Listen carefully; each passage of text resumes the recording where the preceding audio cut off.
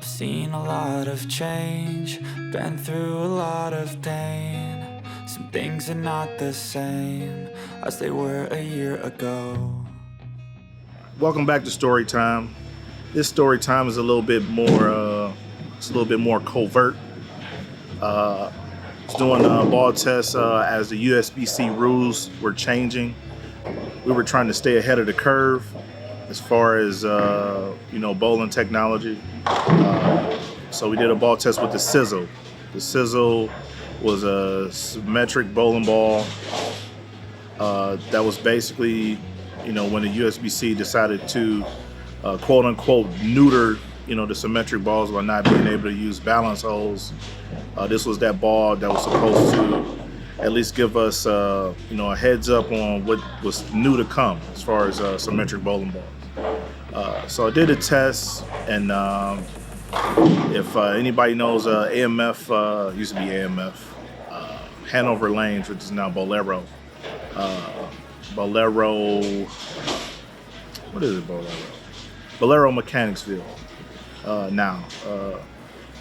We were closer to the, bathrooms, doing the ball test. So if anybody knows that center is, off in the cut, it's basically, in the back of the bowling center. So we did a ball test, and, the test went well. We found out what we needed to find out as far as, what we need to do going forward, with symmetrical bowling balls. And, I was done with the test, and, it was league that night. They had league coming in pretty much about an hour after we did the ball test. So after I packed up, ready to go, I was asked to sub. So obviously I didn't have any other bowling equipment with me. I just had these two test balls, which weren't approved by USBC or anything at that point. So, I declined as far as testing. So what I end up doing is I end up getting a friend of mine who asked me to sub. And, the first thing I asked him, I said, what lane are you on? He said, oh, we're close to the bathroom, 25, 26. So I said, that's perfect. I said, I'll sub. Cool. No problem. So I said, who are you bowling? It wasn't any, big time bowlers or, what you want to call, bowlers in the know as far as, what's approved and what's not approved. So I said, well, I only have two test balls that I was testing earlier, so I really can't bowl. So don't worry about it. We're not bowling anybody, and it's, nobody's going to be around us. Fine. So I actually bowled. So, I said, I thought to myself, as long as, nobody sees me throw these balls, I should be good. It's just 3 games. I can get in and get out and then, proceed on, All right, yeah, so basically, as long as nobody saw me throw the balls, I figured it would be okay. So I bowled, so throw the first couple strikes, 3, 4 in a row. And, nobody really knows I'm there because, like I said, I'm off in the back of the bowling center. So maybe about the 8th or 9th frame, I had the front 8.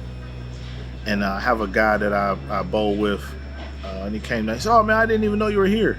I said, oh, yeah, I'm just, just subbing, no big deal. So he said, oh, I see you working on something. He said, a little bit, just practicing basically. So he goes to the bathroom, he comes out, and by this time I had the front 9. So comes back, and obviously, with today and age, everybody with social media, everybody pulls out a phone. I had the front 10. So everybody's recording, front 11. So I went up there, I thought to myself, I said, there's no way I could shoot 300 and post it, everybody's posting the bowling ball that I'm bowling with, and, and it's not approved yet. So I thought to myself as I was gathering myself for the 12th shot, I said, let me make a move. So I made a move, and I ended up throwing, a 7 count. So I shoot 297. And everybody, with the phone, this guy's terrible. So I just laughed it off, and I went and sat down. So, I had a couple guys say, oh, what ball is that? So I thought about it. So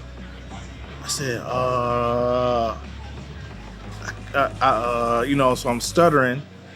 So I immediately walked to the pro shop. I walked to the pro shop and something caught my eye.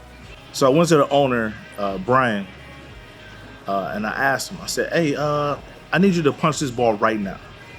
So he said, well, why would you punch that ball? And, you get them from Brunswick, it shouldn't cost this much. It's a $150 ball.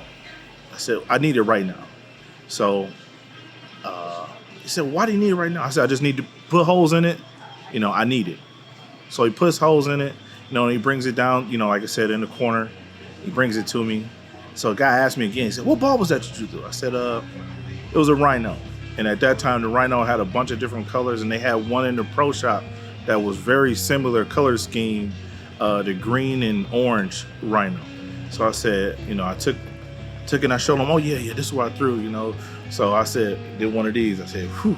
I said, I hope no one finds that part out, So I ended up getting, I ended up bowling the rest of the set with that Rhino. So to this day, I had a Rhino with 2 games on it because I couldn't finish this set with this sizzle that wasn't released yet. Thank you for listening to this story time. There's more to come. Stay tuned, like and subscribe if you like the content, and we'll see you next time.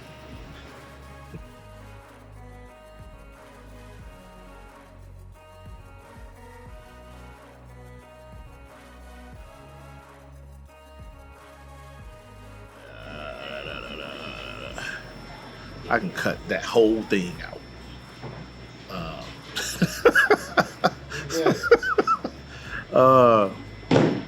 All right, yeah, so basically